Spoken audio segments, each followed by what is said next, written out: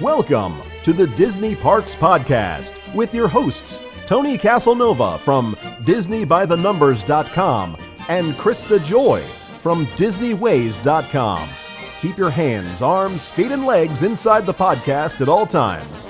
And get ready for the Disney Parks Podcast. Hello, everybody, and welcome to the show. We are super excited today to bring you an awesome interview with a wonderful new friend of the show. He's actually the author of the Ultimate Disney Parks Scavenger Hunt book series, and that series is designed to take you on an enchanting journey through the Disney theme parks. Welcome to the show, Shelby Pickett. Oh, thanks, Krista. Happy to be here. We are glad to have you here, Shelby. Even though I just met you, I think we have a lot of things in common. But Krista tells us that you spent a month in Disneyland. That I did. Disneyland is a very special place to me, and I love the nostalgia and just the general walked feeling that you get when you walk through the park. Yeah.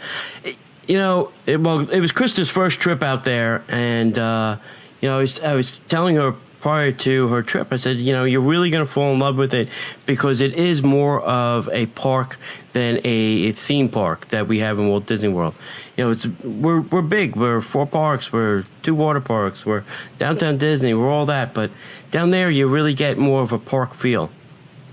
Definitely. I got the privilege of riding in the Lily Bell and touring Walt's apartment while I was there, and it definitely pulls at the heartstrings a little bit because, that was a park Walt had walked in and something he created aside from just something he designed. Yeah. So what was your impressions of Walt's apartment? Did you think it was smaller, larger, or what you had envisioned in your head when you were thinking about Walt's apartment? It was pretty much exactly what I envisioned. It's very small in comparison. It's a little bit smaller than a basic studio apartment you see in towns now. But, the economy of space was great. They had the pull-out couches and a wonderful view out on Main Street. And actually, in Walt's bathroom, he had 4 shower heads put in his shower, which, in the 50s was a little bit ahead of his time. Yeah, I agree. Yeah. I guess I was taken aback a little bit by how small it was.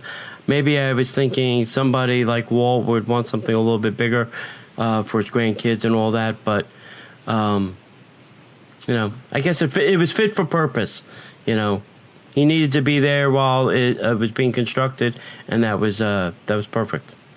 Exactly. And, unfortunately, he didn't live long enough to get his dream completed over Pirates of the Caribbean to have a slightly larger apartment. But it definitely fit the purpose for the time that he had it. Yeah. Have you been in that dream suite over the Pirates? I have not. I hope to someday soon. Yeah. I've been in there, and it is a grand. That's probably my favorite I Can't Stay There suite on any Disney property. There's a lot of great features in those rooms that are fun. The other thing, so you rode the Lily Bell. What did you think of that? That was just a very unique experience. It's kind of roomy, and actually the carpet in it is from Walt's apartment. They used the remnants that they found in an old warehouse when they refurbished it a few years ago. But it's a really great ride, and it's designed very much like an old train car from days past.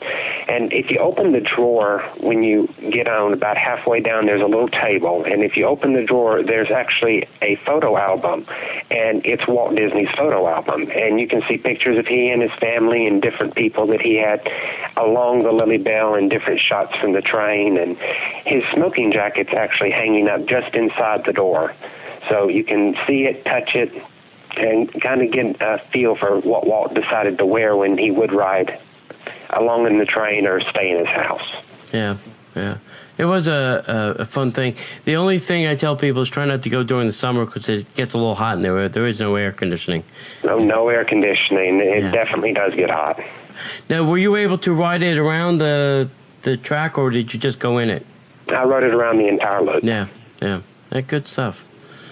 Definitely. So what do you do for a whole entire month in Disneyland. Do you have a favorite thing that you like to do every day, or do you have a favorite park? You know, whether it's Disneyland or California Adventure, do you go to all the restaurants, or you know, what does one do in California for 30 days in the two parks? Well, you definitely do all the attractions, and once that's over, you just kind of take in the atmosphere. You know, I was working on that version of my book, the Disneyland version, that will be out later this year. So I spent a good 2.5, 3 weeks of that time looking into the detail of each park and trying to get every aspect of it to create a truly enchanting experience for the reader when they decide to do that one for Disneyland and California Adventure. Yeah. All right. Very cool. Yeah, and then Shelby, I know you do Disneyland a little differently than most of us. So I was wondering if you could talk a little more about, you know, there's some great pictures of you on Facebook of the different celebrities that you met, and I know you attended some events while you were out there. Can you talk a little bit about that and maybe share with us what it's like to be Shelby at Disneyland? Absolutely. While I was out there, I had the pleasure of going to the Disneyana convention that was held over in Garden Grove. So I went out there for a day and went to the show and sale and got to experience a lot of Disney legends, such as Tony Baxter and, you know, Margaret Carrie was out there. And I actually had the pleasure of talking to Margaret Carrie day before yesterday. She called me on my birthday just to wish me happy birthday. And that was a very special experience. But Bill Farmer's a lot of fun, and Bob Gurr's one of my favorites. I've heard a really wonderful story about how to make the Gurrtini. And the proper way to make a Gurrtini is you just take the lemon, you go around the rim, that disinfects it, and then you chill the glass and pour Bombay Sapphire Gin directly into the glass. And there you have it. That's a Gurrtini. I never get tired of that story. Oh, my gosh. That's hysterical. So there you go. If Bob Gurr ever comes over, just make sure you have your lemons and your sapphire ready to go. And sometimes you got to have the vermouth there. That way he can just take a sniff, and that's all he needs of it. Vermouth.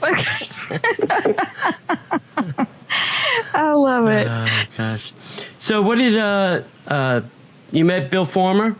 Right? Bill Farmer. Bill Farmer is one of my favorite people. He's just so lively, and he's so much fun to be around, and he can drop into the goofy voice at the drop of a hat and just talk to you for hours, and you can't help but laugh when he does it. Yeah.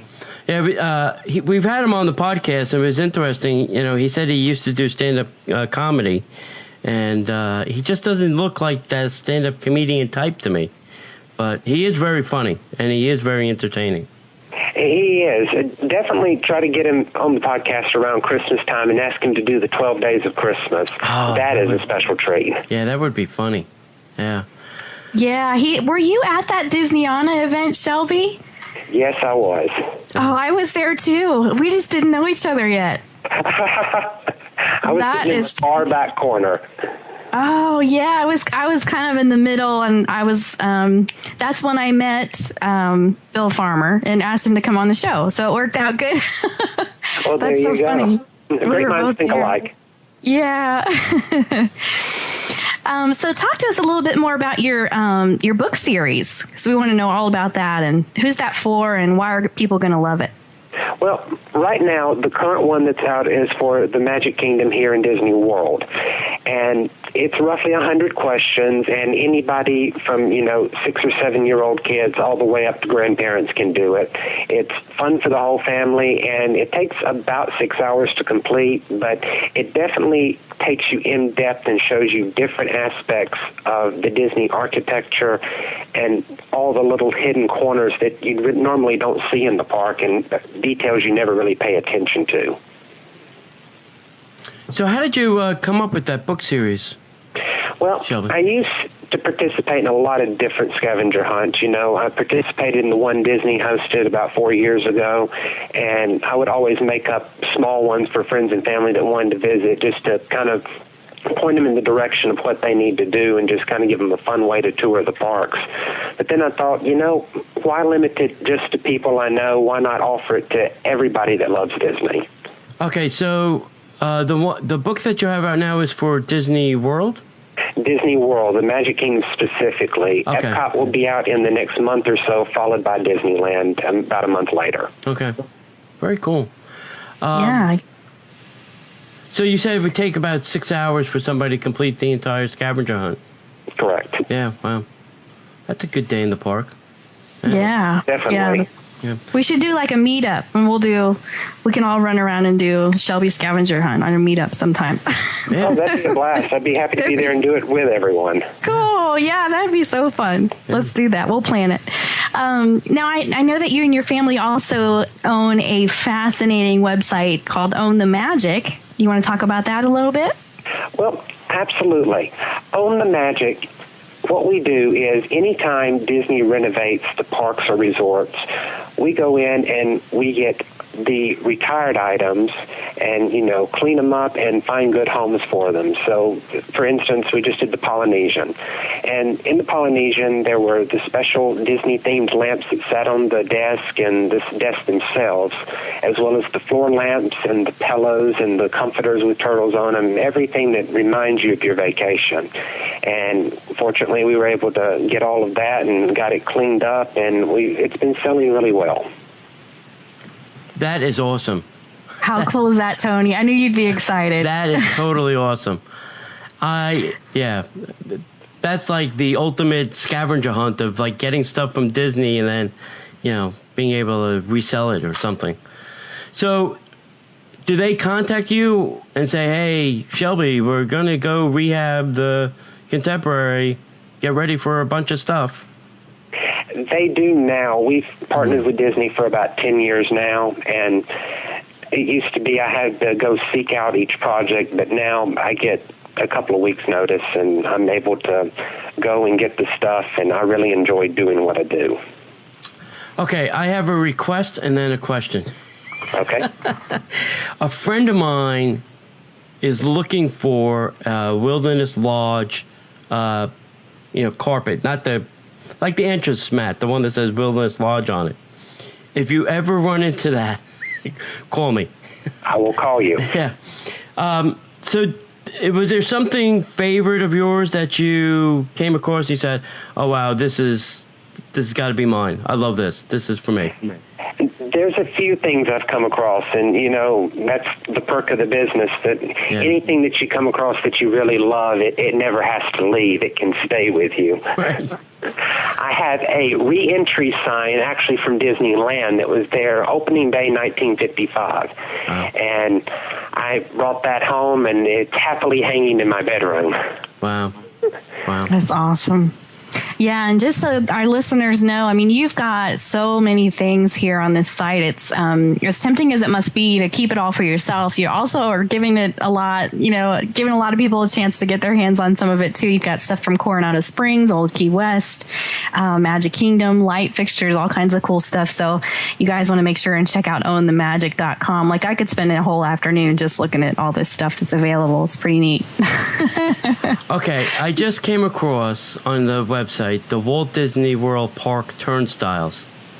That is great. Tony's going to put one on his front door.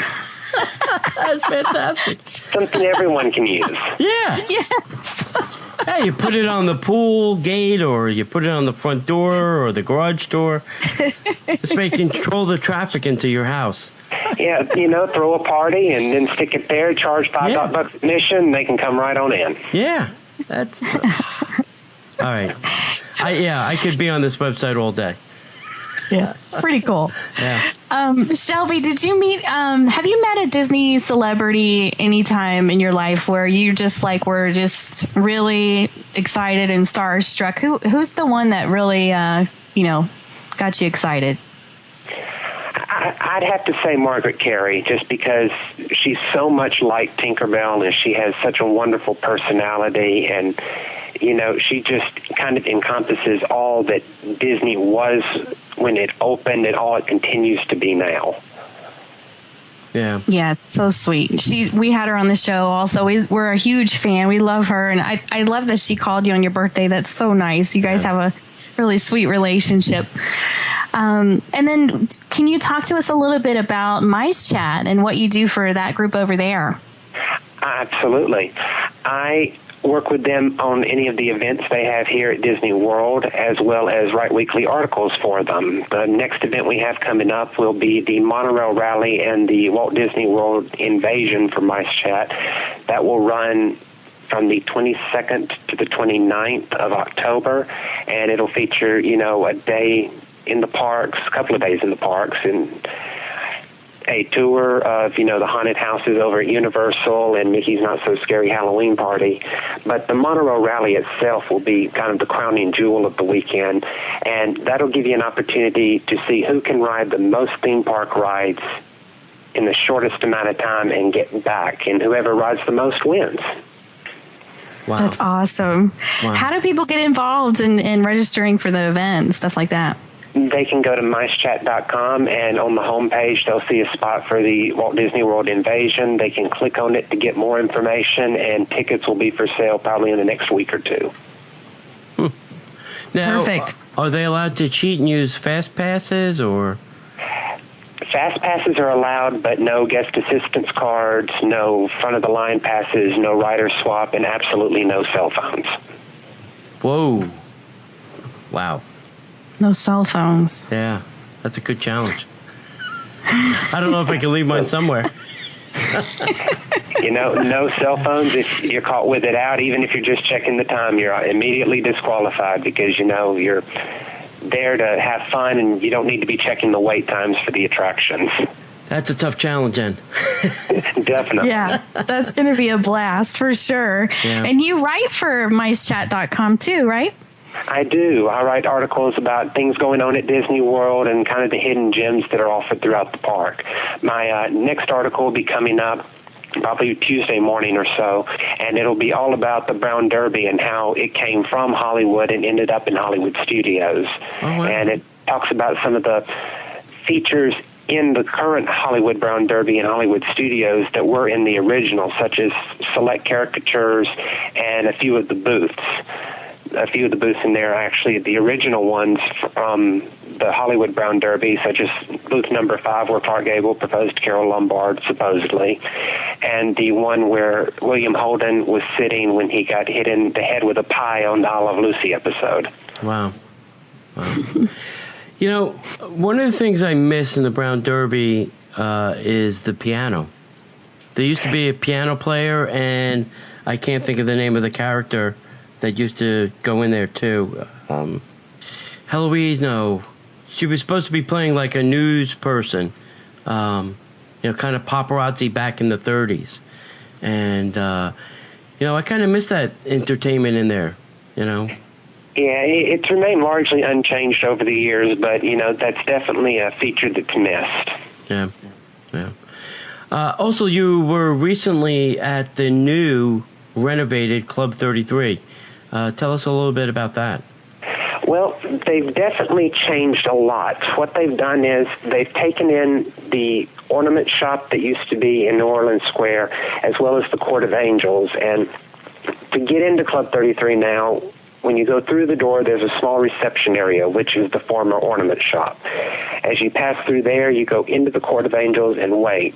A hostess will come down, and they'll get you, and you'll go up the stairs that were in the Court of Angels originally and go into the lobby of the new Club 33, which is all new space that was not previously utilized. But once you get up there, you'll notice a lot of blonde furniture, a lot of bright, airy places. They've taken away a lot of the original features in favor of, more windows and more art. They display a lot of art that rotates each month, so anybody that goes up there regularly can always check back to see new stuff. And they've added the Jazz Lounge, which is like a really old speakeasy, and down the walls of the lounge it has changing portraits, kind of like the ones in the Haunted Mansion. But these have ghosts that play pianos and musical instruments and scenes from Tiana and, what's the name of it? Prince and the Frog? Princess and the Frog, that's right. it. there's things from that, and they have a wonderful bar that's all hand-carved, and they have about 10 or 12 tables in the lounge itself, and each table is made of a piece of green marble. And the reason that the bar does not have matching green marble is those tables have the last of the green marble known to man. They cut up the 2 slabs they could find and constructed those, so there wasn't enough for the bar, so it's a little bit contrasting. Interesting. I heard that they moved the vulture. The vulture has been moved to the lobby. He's perched on top of a grandfather clock, and for the first time, he's fully animated and he talks. Wow. Well, that's a cool update. Yeah. Yeah. Definitely. Yeah. What kind of stuff does he say, Shelby? He just says hi and, just real basic stuff, but he's entertaining just to watch him flap his wings and welcome you, and, it's just kind of corny stuff, but it's really neat. It's a riot. I would love to see that. I would go just for that. It really is a riot. He's very entertaining. Yeah. I wonder who voiced that. I wonder. Next time I'm up there, I'll definitely have to ask him and see and report back. Yeah, a little Club 33 trivia. Okay, so real quick, let's just recap where everybody can find you on the web, and we'll go from there. Okay. What you can do is you can visit us online at www.ownthemagic.com and view our wonderful items that we have from all the different Disney resorts. You can also find my book, The Ultimate Disney Park Scavenger Hunt, Exploring Disney's Magic Kingdom, available there. And you can also find us on Facebook. Both Own the Magic and Ultimate Disney Park Scavenger Hunt has a Facebook page, and we definitely appreciate your likes and keep in touch with what we're up to. Awesome. Tony, did you have anything else you wanted to add? No, but I am going to be visiting that website quite often. Yeah, well, we know that. Okay. Well, Shelby, we just want to thank you so much for your time. And we're just excited about, having meetups and I'm just excited that you're local, and, we'll be able to get to do some things together and have some fun. And we appreciate you coming on the show and sharing all your awesome stories. Thank you. Absolutely. Thank you so much for the opportunity. All right. Thank you. And we just want to remind everybody to visit myfantasybands.com. They are the sponsor of this episode, and check out all your fantasy band decals over there to decorate your magic band. And we'll see you in the parks. Definitely. See you guys out there. The Disney Parks podcast is not affiliated with the Walt Disney Company. All Disney parks, attractions, lands, shows, event names, etc. are registered trademarks of the Walt Disney Company.